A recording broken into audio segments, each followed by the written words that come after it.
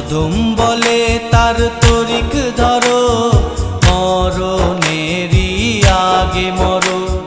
দুনিয়া পয়দা যার নূরে, সময় থাকিতে চিনো তারে। ইশকে মুহাব্বত, इश्क़ मोहब्बत, इश्क़े मोहब्बत पैदा करो, নবীর নামে দুরুদ পড়ো।